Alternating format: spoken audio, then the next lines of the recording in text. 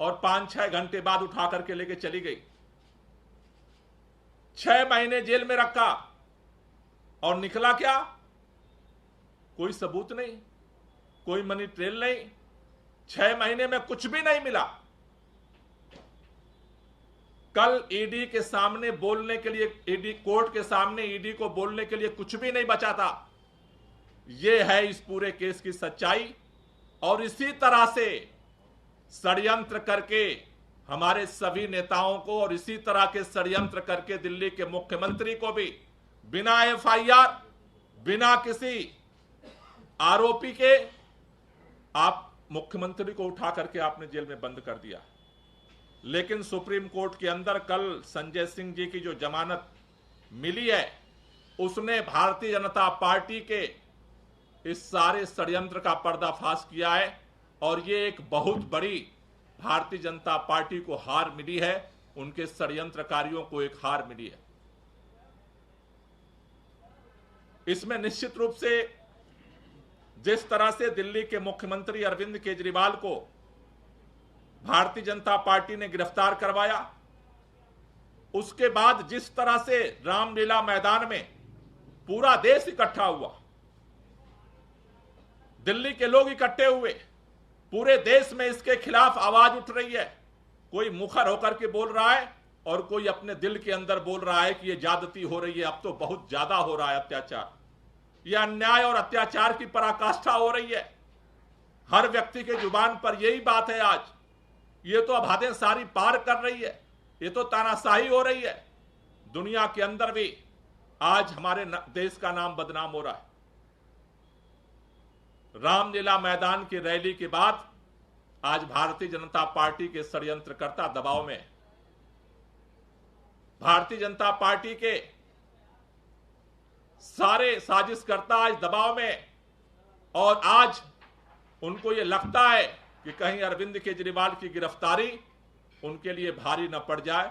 क्योंकि आज पूरे देश के अंदर, अगर गांव, चट्टी, चौराहे से लेकर के दुनिया के अंदर आज अगर चर्चा हो रही है तो एक ही बात की हो रही है कि जिस मुख्यमंत्री ने लोगों के लिए अपने जिंदगी को समर्पित किया, काम किया, आखिर आज वो जेल के अंदर क्यों है?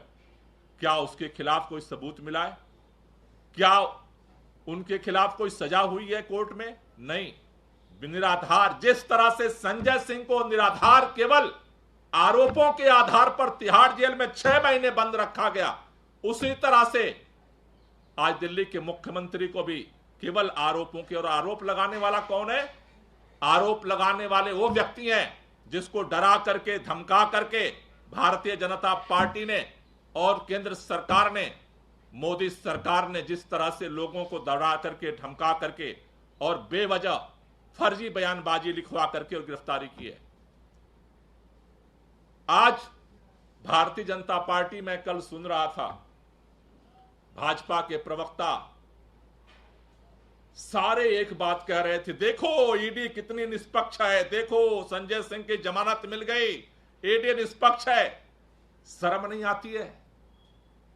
2 साल से एक टेप रिकॉर्ड बजाते हो कि जमानत क्यों नहीं मिल रही है, जमानत क्यों नहीं मिल रही है, जमानत क्यों नहीं मिल रही है, जमानत नहीं मिल रही है इसलिए तुम बेईमान हो। और अब जमानत मिल गई तो कह रहे हो ईडी निष्पक्ष है, तुम तो बेईमानी हो। अब जमानत, संजय सिंह की जमानत उनकी ईमानदारी का पैमाना नहीं है, ईडी की निष्पक्षता का पैमाना है। थोड़ा तो शर्म करो। पाप का घड़ा भर रहा है। हम बचपन से ये कहानियां सुनते हैं कि जब